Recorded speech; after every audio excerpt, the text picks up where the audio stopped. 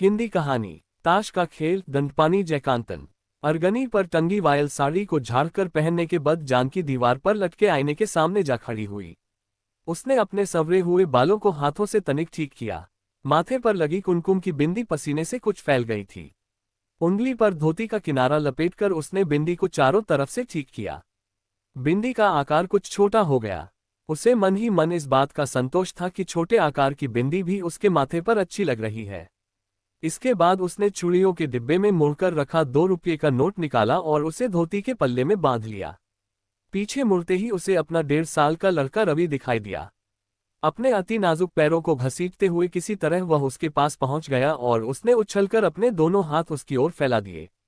उसने बच्चे को खिड़की के पास बैठा दिया और उसे धोकर अरगनी पर सुखाई गई कमीज पहनाई। उसके बालों को हाथों से सुलझाया और थोड़ा सा तेल लगाकर उन पर कंघी फेरी।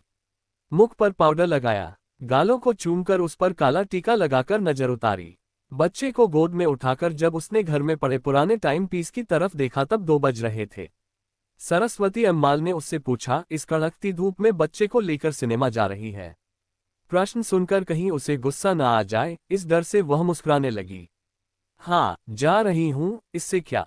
तू खुशी से जा। मैंने सोचा धूप है इसलिए कह रही थी। तू व्यर्थ ही गुस्सा हो रही है कि मैं सास की जगह खड़ी होकर तुझे डांट रही हूं। आप सास की पदवी संभाले रहिए। कौन मना करता है? पहले अपने लड़के को पति की तरह रहना तो सिखा दीजिए। जानकी के मुख से हमेशा इसी तरह के कटु शब्द निकलते थे। सरस्वती अम्माल ये सोचकर चुप रह जाती थी कि उसका इस तरह बोलना उचित ही तो है। मैं क्या करूं? मैं अपने को कोस सकती हूं, अपने दुर्भाग्य पर रो सकती हैं, कहकर सरस्वती अम्माल सिर पीटने लगी। सरस्वती अम्माल ने एक बार पूछा था, उसमें क्या कमी है? तूने उसके साथ जीवन बिताते हुए एक पुत्र को भी पा लिया है। अब तू उसकी उपेक्षा क्यों करती है?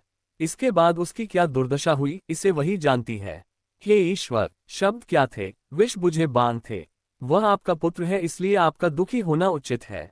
आपने उसका विवाह करके एक लड़की की जिंदगी को बिगाड़ने का पाप अपने सिर पर ले लिया है। इसके लिए आप जी भर कर रोइए। आ बेटा, हम चलते हैं, कहकर जानकी ने बच्चे को उठाया और चल पड़ी। सरस्वती अम्मल ने कुछ कहना चाहा, कुछ भी हो, पति से एक बार, परंतु वह कुछ कह न सकी। शायद जानकी को भी इस बात का ध्यान आ गया था। वह मन ही मन बड़बड़ाए, बड़ा आया महापुरुष कहीं का, और चुपचाप गली की ओर बढ़ गई। सरस्वती अम्माल द्वार पर खड़ी हुई उसे जाते हुए देख रही थी।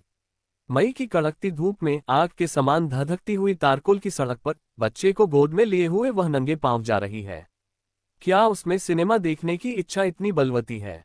कभी कभी उस पर इस तरह का पागलपन सवार हो जाता था। उसकी दशा किसी अंगहीन, अभावग्रस्त या बीमार व्यक्ति के समान हो जाया करती थी। अपने मनोभावों को किसी न किसी रूप में व्यक्त करके ही वह शांत होती थी। जानकी के जीवन में एक बहुत बड़ा अभाव था। वह अभाव क्या था? जानकी के दृष्टि से ओझल होने तक सरस्वती अम्माल द्वार पर खड़ी रही। एक दीर्घ निश्वास लेकर जैसे ही वह कमरे में प्रविष्ट हुई, उसकी दृष्टि दीवार पर टंगी जानकी और अपने पुत्र शिवसामी की विवाह के समय ली गई तस्वीर पर पड़ी। शिवसामी उसका अपना लड़का था, परंतु विवाह के समय ली गई उसकी उस तस्वीर को देख वह विशेष प्रसन्न नहीं हुई। सौंदर्य की प्रतिमा जानकी की बगल में खड़ा नाटे कद का, ऊंचाई में कठिनाई से ही जानकी के कंधे तक पहुंचने वाला, आंखें जैसे बाहर को निकली हुई, दांत मुंह से बाहर झांकते हुए पागलों के समान मुस्कुराता हुआ वह व्यक्ति कितना कुरूप था। बेचारी जानकी, विवाह से पहले उसने कैसे कैसे सपने संजोए होंगे। भीतर ही भीतर बनकर नष्ट हुए कितने मनोराज्यों के खंडहरों का भार ढोती हुई वह उसकी बगल में खड़ी हुई होगी। मैं पापिन हूँ, महापापिन हूँ। मैंने अपने बेटे के लिए इस सुंदर बच्ची के जीवन को नष्ट कर दिया। ये सोचकर सरस्वती अम्माल ने आंचल से अपने आंसू पोंछ लिए। शिवसामी की पत्नी को देखकर नगर के सभी लोग चकित थे। नगर के छोटे छोटे बच्चे भी शिवसामी को मात्र उसका नाम लेकर नहीं पुकारते थे। वह उसे मूर्ख शिवसामी, पागल शिवसामी, काना शिवसामी, जापानी शिवसामी आदि नामों से पुकारते थे। इसे सुनकर सरस्वती अम्माल का माथ हृदय पीड़ा से छटपटा उठता था। इतने कुरूप शिवसामी का अत्यंत सुंदर किंतु निर्धन कन्या जानकी से विवाह कराकर सरस्वती अम्माल पहले तो बहुत खुश हुई कि उसने नगर के सभी लोगों से बदला ले लिया है, परंतु बहुत शीघ्र ही वह जान गई कि उससे भयंकर भूल हो गई है। अब वह अपने अपराध के विषय में निरंतर सोचती हुई आंसू बहाने लगी। शिवसामी कुरूप और मूर्ख ही नहीं अपितु अत्यंत क्रोधी और उद्दंड स्वभाव का है। अपने अनुभव के बल पर इस बात को अच्छी तरह जान लेने के बाद जानकी को अपना जीवन नरकावत लगने लगा। उसने कई बार आत्महत्या करने का विचार भी किया। ऐसे अवसरों पर सरस्वती अम्माल के प्रेम और सहानुभूतिपूर्ण शब्दों ने ही उसे जीवित रहने की प्रेरणा दी थी। उसके गर्भ से उत्पन्न रवि ने भी उसे निरंतर जीवित रहने की प्रेरणा दी। पुत्र के जन्म के बाद जानकी के स्वभाव में अहंकार और जिद्दीपन का समावेश हो गया। उसे लगता था कि उसने अपने सूने जीवन के अंधकार को दूर करने के लिए स्वयं ही एक दीपक को खोज लिया है। उसके जीवन में जो अभाव थे, जिनका उसने मन ही मन अनुभव किया था और जिसे दूसरे व्यक्ति भी अनुभव द्वारा ही जान सकते थे, बदला लेने के लिए उसने सबकी उपेक्षा करना आरंभ किया, पति की भी।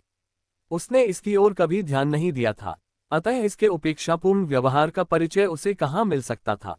वह तो सोचता था कि कभी कभी पत्नी पर अधिकार जमाना ही पुरुष का लक्षण है। ऐसे अवसरों पर जानकी बिना थके हुए उस पर कटु शब्दों की वर्षा करती थी। शिवसामी उसके अंतर्मन से निकलते हुए उन शब्दों को सुना अनसुना कर देता था। उसे बराबर यही लगता था कि वह उसका विरोध कर रही है, अतः वह क्रोध में आकर उसे पीटने लगता। और तब जानकी सरस्वती अम्माल को देखकर चिल्ला उठती थी, यही सब कुछ देखने के लिए ही तो आपने अपने प्यारे बेटे का ब्याह रचाया था। देखिए, जी भरकर देखिए। सरस्वती अम्माल मन ही मन कह उठती थी, इसका कहना ठीक है, इसका कहना ठीक है। इनकी लड़ाई के खत्म हो जाने तक वह घर के किसी कोने में जा बैठती थी। घर में लड़ाई झगड़े की यह नौबत कभी कभार ही आती थी। प्रायः शिवसामी पागलों के समान बकता रहता था और घर के लोग उसकी ओर कोई ध्यान नहीं देते थे। शिवसामी के दफ्तर से लौटते ही उसके घर के बरामदे में ताश खेलने वालों की मंडली जम जाती थी। शिवसामी के सभी मित्र दूसरी गलियों में रहते थे। उनमें एक था रामभद्रन। वह शिवसामी के दफ्तर में काम करता था। उसका घर ताम्रम में था। वह जब भी आता था बेसुध होकर ताश खेलता था। आखिरी इलेक्ट्रिक ट्रेन के छूटने में केवल 10 मिनट बाकी हैं, इस तरह की सूचना पाकर ही वह उठता था और ताश के खेल की सभा समाप्त होती थी। 8 बजते ही जानकी बिना किसी की प्रतीक्षा किए खाना खाकर बच्चे को अपने से चिपटा कर सो जाती थी। सरस्वती अम्माल अपने बेटे की प्रतीक्षा में देहरी पर सर रखकर अर्धनिद्रा में पड़ी रहती थी। शिवसामी 11:15 बज गए। माँ के इन शब्दों को सुनकर ही वह उठकर आता था।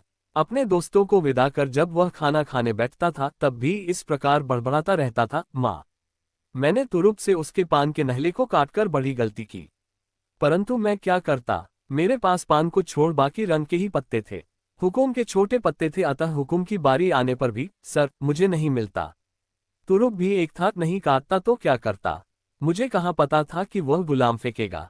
इसी से मैं बाजी हार गया। अम्मा, फोटो को इतने ध्यान से क्यों देख रही हो? क्या तुम सोच रही हो कि तुम्हारा बेटा फिर एक बार बारात सजाकर जाएगा? मैं भी यही चाहता हूँ। खैर, इस समय कॉफी ला दोगी? 4 कप कॉफी चाहिए। शब्दों को सुनते ही सरस्वती अम्माल ने पीछे मुड़कर देखा। बरामदे में ताश मंडली जमी हुई थी। उसने पुत्र की विनोदपूर्ण बातों की ओर कोई ध्यान नहीं दिया। वह एकाएक बोल उठी, ओहो, तो आज शनिवार है, अभी कॉफी लाती हूँ। दूधवाला अभी तक नहीं आया। बस आता ही होगा, ऐसा कहकर मुंह बनाते हुए सरस्वती अम्माल रसोईघर की ओर चल पड़ी। जानकी कहाँ है? सिनेमा देखने गई है। किससे पूछकर गई है? किससे पूछकर जाती? मुझसे पूछकर गई है। देख रहा हूं कि उसकी उद्दंडता दिन पर दिन बढ़ती जा रही है। इतनी कड़कती धूप में उस लूले लड़के को लेकर गई है। आने दे उसे। शिवसामी गुर्राने लगा। क्यों भाई, इसमें गलती क्या है? घर में तो हवा भी नहीं है। इस घोर दोपहरी में घर में पड़े सड़ने से अच्छा यही है कि तू बाहर घुमा, ये कहकर मैंने ही उसे बाहर भेजा है। अच्छा अच्छा, वह कहीं जाकर मरे, मुझे क्या, कहकर शिवसामी ताश की गड्डी और 2 चटाइयां लेकर बरामदे की ओर चला गया। बरामदे की ओर से एक आवाज आई, क्यों रे रामभद्रन को क्या हुआ? वह आज यहाँ क्यों नहीं आया? खेलने के लिए हम 4 लोग काफी हैं। जो यहाँ नहीं है उसकी चिंता क्यों करे? तू पत्ते बांट। शिवसामी ने ताश के पत्ते बांट दिए और खेल शुरू हो गया। क्या सिनेमा में ही जोड़ी ठीक बैठती है? वे दोनों कितने खुशी से नाचते गाते जा रहे थे। क्या ये सब सिनेमा में ही संभव है? बच्चे को गोद में लिए चलती जानकी का स्पर्श करती हुई एक रेशमी साड़ी आगे बढ़ गई। जानकी ने सिर उठाकर देखा। सामने एक युवा जोड़ा दिखाई पड़ा। लोगों की उस भीड़ में भी सूरधारी वह युवक अपनी बाहों से युवती की कमर को घेरे हुए चल रहा था।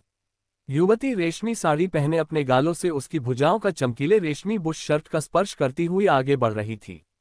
वह कितनी सुखी है, सिनेमा की नायिका की तरह। जीवन में भी बहुत से लोग सुखी होते हैं। मैं ही दुर्भाग्यशालिनी हूँ। मुझे जीवन ने इस बात पर विश्वास करने का अवसर भी नहीं दिया कि संसार में बहुत से लोग सुखी जीवन बिताते हैं, सोचकर उसका मन रो उठा। सिनेमा हॉल में बैठे हुए उन प्रेमपूर्ण दृश्यों को देखकर, जिनको देख सभी लोग प्रसन्न हो रहे थे और आगे की सीटों पर बैठे हुए लोग सीटी बजा बजाकर अपनी प्रसन्नता व्यक्त कर रहे थे, जानकी का हृदय ईर्ष्या, दुख और शोक की भावना से भर उठा। एकाध बार दुख के सीमातीत हो जाने पर वह रो पड़ी। हाँ, यही तो उसके जीवन का बहुत बड़ा अभाव था। दूसरों को देख मिलता था, इसी से उस पर सिनेमा देखने का भूत सवार हो गया था। थिएटर से बाहर निकलकर वह सामने के होटल की ओर चल पड़ी। होटल के भीतर जाकर वह एक कोने की मेज के पास जाकर बैठ गई और उसने मिठाई का ऑर्डर दिया। उसने थोड़ा थोड़ा करके बच्चे को पूरी इमरती खिलाई। जब वह कॉफी को ठंडा कर रही थी तब उसे लगा कि कोई बहुत देर से उसकी तरफ एकटक देख रहा है। उसने मन ही मन सोचा, कहीं वे तो नहीं आए। दृष्टि उठाते ही उसे सामने रामभद्रन बैठा दिखाई दिया। इसकी सूरत तो जानी पहचानी लगती है, ये सोच उसने उसे गौर से देखा। कुछ देर बाद उसे याद आया कि वह उसके पति के साथ ताश खेलने के लिए आने वालों में से है। रामभद्रन उसे देख मुस्कुराया। जानकी भी मुस्कुरा दी। उसने आज पहली बार रामभद्रन को गौर से देखा था। वह कितना सुंदर है, सब यह है। जानकी के सौंदर्य और बुद्धिमानी की प्रशंसा रामभद्रन बहुत दिनों से करता आ रहा था।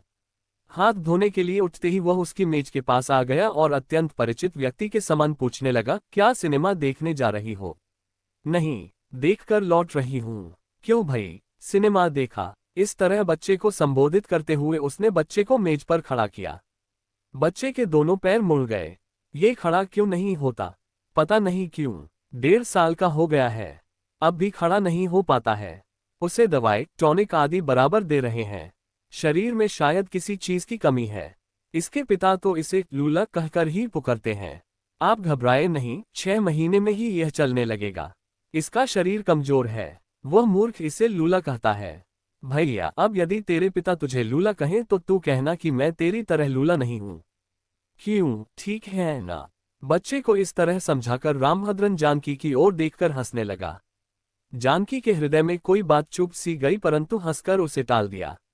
बैरे ने बिल लाकर मेज पर रख दिया। जानकी ने उसे उठाने के लिए हाथ बढ़ाया, तभी मैं पैसे दिए देता हूं कहकर रामभद्रन ने भी बिल की ओर हाथ बढ़ा दिया। अचानक ही दोनों के हाथ एक दूसरे से टकरा गए। बड़ी तेजी से दोनों ने अपने हाथों को पीछे कर लिया। इस बीच मेज पर पड़ा बिल उड़कर नीचे गिर पड़ा। रामभद्रन ने उसे उठा लिया।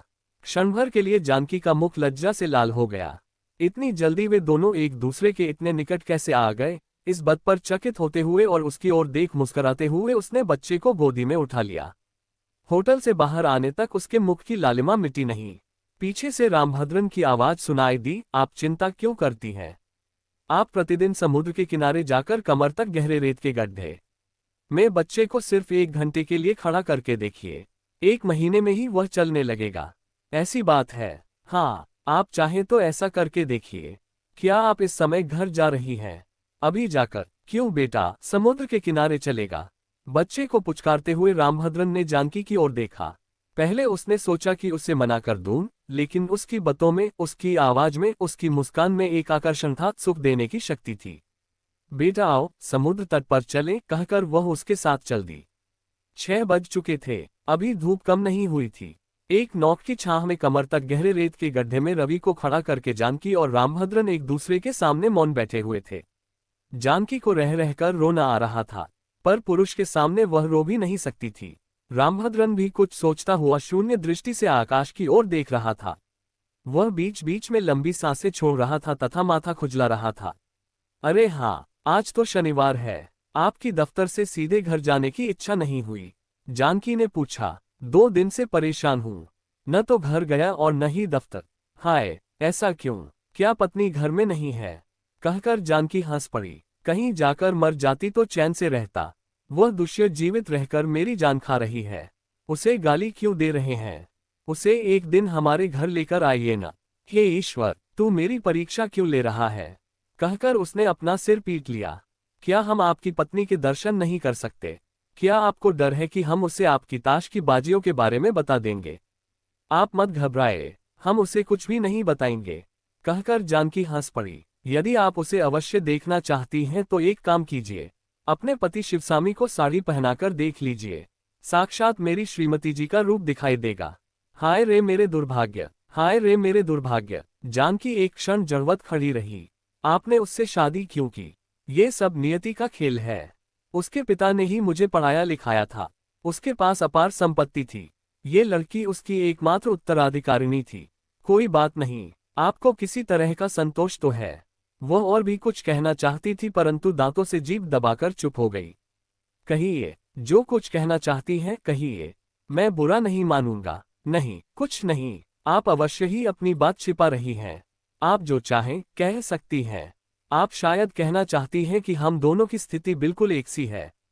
जब मैं पहली बार आपके घर आया था तब आपको देखते ही मेरा मन रो उठा था। मुझे लगा कि आपकी स्थिति मेरे समान ही है। यही तो शायद आप भी कहना चाहती थी। हाँ, नहीं, मेरी स्थिति तो आपसे भी बदतर है। आप पुरुष हैं और मैं स्त्री। आपने तो उपकार का बदला चुकाने के लिए भविष्य में मिलने वाले धन का ध्यान करके ये काम किया। परंतु मुझे क्या मिला? मैं इस तरह का कष्ट क्यों झेल रही हूँ? जानकी की जबान लड़खड़ा रही थी। उसका एक शब्द स्पष्ट सुनाई पड़ता था तो दूसरा भावों के भार से दब जाता था। इसके बाद दोनों रेत पर रेखाएं खींचते हुए मौन बैठे रहे। दोनों मन ही मन अपने अपने जीवन चित्र में अपने पास खड़ी आकृति को मिटाकर उसके स्थान पर सामने बैठी आकृति को फिट करके देख रहे थे। जानकी ने पिक्चर में नायक नायिका की जो जोड़ी देखी थी उससे कहीं अधिक सुंदर और भव्य जोड़ी उससे दिखाई दी। रामभद्रन ने उससे पूछा, आपकी आयु क्या है? 24 साल। आपकी? 27 साल कहकर रामभद्रन ने गहरी सांस ली। जानकी भीतर ही भीतर गहरी सांसें ले रही थी। दोनों बहुत देर तक मौन बैठे हुए रेत में लकीरें खींचते हुए जैसे मन में चल रही भावनाओं के संघर्ष को व्यक्त कर रहे थे। सहसा जानकी खिलखिलाकर हंस पड़ी। क्षणभर के लिए रामभद्रन भय से कांप उठा। हंसते हुए जानकी बोली, देखिए, हमारा जीवन कितने अनोखे ढंग से बदल गया है। आप जो ताश का खेल खेलते हैं, बिल्कुल उसी खेल की तरह। वह कैसे? यदि आपके पास वे सभी पत्ते हों जिनकी आपको जरूरत है और मेरे पास वे सभी पत्ते हों जिनकी मुझे जरूरत है, तो खेल कैसे चलेगा? जानकी, तुम कितने सुंदर ढंग से बातें कर रही हो। यदि वे ऐसा कहते तो। ये सोच जानकी मन ही मन प्रसन्न हुई। जानकी, पुकारते हुए वह उसके पास आ गया। आंखों से आंसू बहाते हुए भर्राए स्वर में वह बोला, हम दोनों भी ताश के पत्ते हैं। खेलने वाले शिवसामी और लक्ष्मी हैं। परस्पर एक दूसरे से ताश के पत्तों को बदल लेना ही तो खेल है। जानकी, तू बुद्धिमती है। मेरे शब्दों का अर्थ समझ रही है ना? जानकी के नेत्र मुंद से गए थे। वह उस काल्पनिक सुख में मग्न हो अपने को लगभग भुला चुकी थी। तभी उसके बेटे रवि ने रामभद्रन का कोट पकड़कर तोतली वाणी में कहा, अप्पा। जानकी ने आंखें खोलकर बच्चे को, अपने आप को और चारों तरफ के वातावरण को ध्यान से देखा। वह तेरे अप्पा नहीं है बेटे, मामा जी हैं। अप्पा घर में तेरा इंतजार करते होंगे। आ घर चले, कहकर उसने रेत के गड्ढे में खड़े अपने बच्चे को उठाकर छाती से लगा लिया। आपकी बात मुझे बिल्कुल ठीक लग रही है। यदि मैं 1 महीने तक बच्चे को रेत के गड्ढे में खड़ा करूंगी तो यह अवश्य ही चलने लगेगा। कल से मैं उन्हें भी यहाँ ले आऊंगी। आजकल वह ताश के पीछे पागल हो रहे हैं, कहकर जानकी उठ खड़ी हुई। रामभद्रन की समझ में कुछ नहीं आया। वह चुपचाप उसके पीछे चलने लगा। सहसा उसने उसके पास आकर धीरे से पूछा, क्या आप मुझसे नाराज हैं? आपसे नाराज होने का मुझे अधिकार कहाँ है? अरे हाँ, मैंने आपको ताश के खेल के बारे में पूरी बात नहीं बताई। आपने कहा था कि खेलने वाले मेरे पति और आपकी पत्नी हैं। वस्तुतः आपकी यह बात गलत है। वे भी हमारी तरह ताश के पत्ते हैं। हाँ, आप कह सकते हैं कि उनका कोई पॉइंट नहीं है। खेलने वाला मनुष्य नहीं, ईश्वर है। वह गलत खेल रहा है, ऐसा कहने का हमें अधिकार कहाँ है? रामभद्रन ने चकित होकर पूछा, जानकी, आप क्या कह रही हैं? कल इतवार है ना, आप लक्ष्मी को लेकर आइए। हम खूब बातें करेंगे। उसे भी मैं बोलना सिखा दूंगी। बेटे, मामाजी को नमस्ते कर। अच्छा, हम चलते हैं, कहते हुए जानकी तेजी से घर की ओर बढ़ गई। दिन और रात को मिलाने वाली मधमाती शाम समाप्त हो चुकी थी। समुद्र के किनारे जलती हुई बत्तियों की तेज रोशनी रात्रि के आगमन की स्पष्ट सूचना दे रही थी। चारों ओर प्रकाश फैला हुआ था। क्या ये प्रकाश बाहर ही फैला हुआ था